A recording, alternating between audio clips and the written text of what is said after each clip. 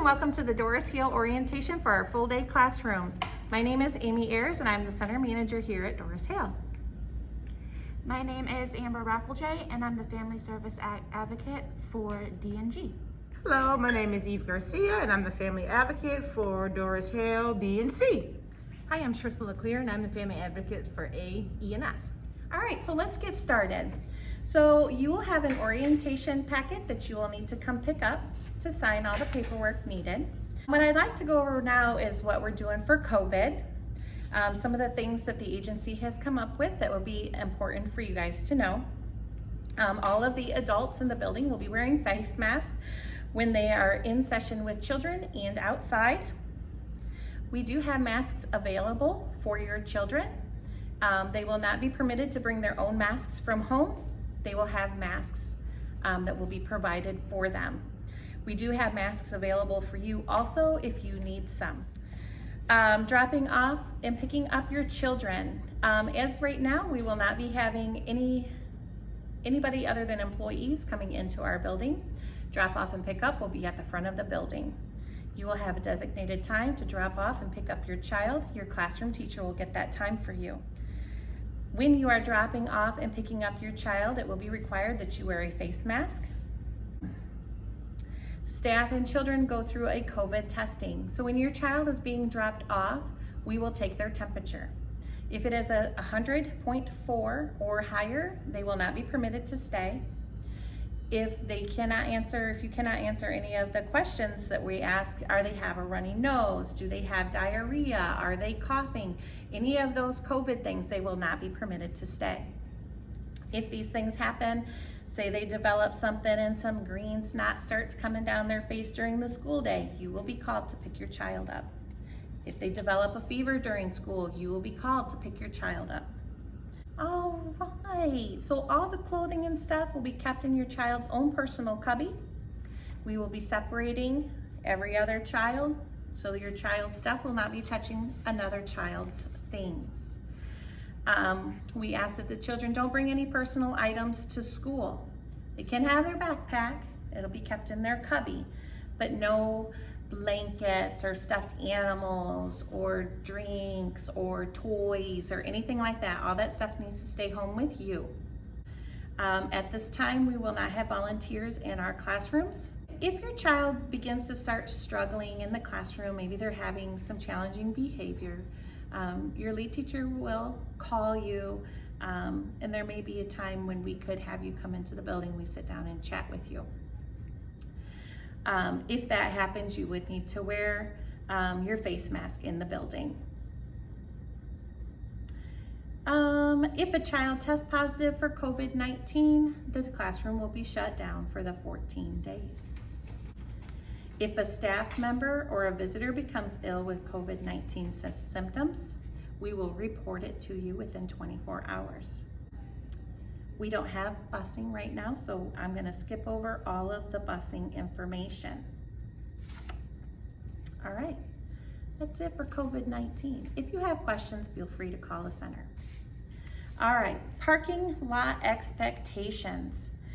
So we want to make sure that when you're driving in and out of the parking lot that we're keeping everybody safe. And because we are going to be signing in and out front, that means there's going to be a lot more foot traffic out front.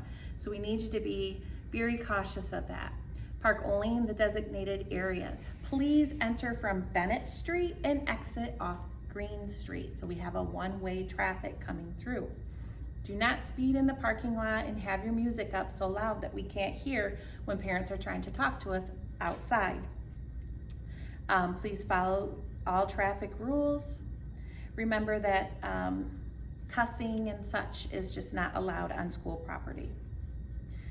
That is parking lot attendance. Yes, attendance for your children is very important, all right? We wanna see 90% your child here 90% of the time, all right? So we're here to help your preschooler get ready for kindergarten, and so it's very important that they show up to school. So what happens if your child gets sick and they can't attend school? What do? Well, you pick up the phone and you call the center. You call your family advocate, you can call the regular number and talk with Sheila, she's our front office gal, or you call your teacher's classroom and you let them know, hey, my child is sick and this is what is wrong with them. So that way we know.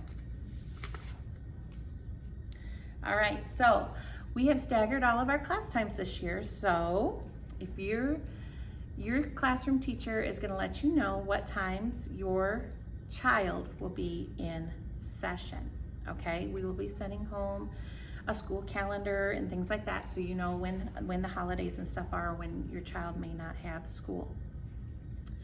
For full day this year, on Wednesdays, your child will be dismissed from school 2 hours early.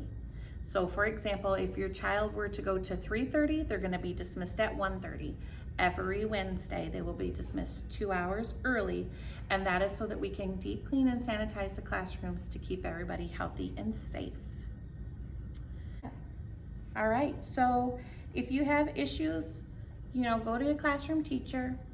If that doesn't work, go to your family service advocate, and then you can always come to me, the center manager.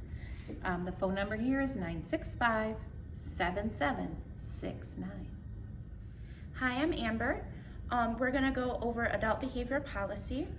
So parents and guardians will not be permitted to threaten staff and family members of other ECS participants.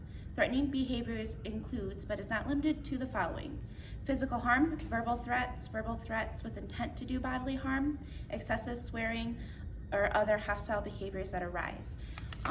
So just be careful of that out in the parking lot. I know parking gets kind of crazy, so be careful of that. We are a school, so we have a zero tolerance policy. So no weapons, drug-free zone, no smoking, and that includes vaping on our premises. Custody orders are the same as last year. We have to follow the most updated custody order that we have on file. So if you have a problem with custody or anything, just make sure your family advocate gets the most recent custody order. We are mandated reporters, so if we suspect abuse or see abuse, we have to report it. It's the law. Late drop-off and pickup. Please make sure you're on time, staggered drop-off time, and make sure that you are on time to pick up as well, because teachers do have to make time to clean the classrooms. If you are late the first time, you have to talk with your teacher. The second time, you have to talk to the FSA. And the third time, you have to talk to your center manager, and it would be reviewed. Please do not be on your phone when you drop off your child. It's very important that you are engaging with your teachers or your FSA while dropping off and picking up, and also your child. So please do not have your cell phone on you. Leave it in the car. My name is Eve, family advocate. I'm here to talk about family engagement. Family engagement can include policy council, family meetings, home activity logs, in-kind, and classroom volunteer hours. This year, we will not be doing classroom volunteer hours at the beginning, but as time goes on, that may occur. We would like for you to attend family meetings virtual, and later on during the school year, we will get to you on that aspect. We will also like for you to do home learning links and activity logs. Your teachers will discuss those options with you. Another thing we would like for you to do is get involved. Ways that you can also get involved besides the policy council is contact your staff, your classroom, and ask them are there things you can do at home to help support the class, such as cutting, pacings, or making phone calls. Parent communication is very important in our program. We're asking if there's anything that you need us to know as far as changes on your emergency cards, movement, if you've changed houses, if you've got new telephone numbers, please make sure you contact your family advocate so that we can change that and upload it in the computer. At all times, we must have valid information. This year, we will not be doing field trips, and we ask that you please not bring toys to school.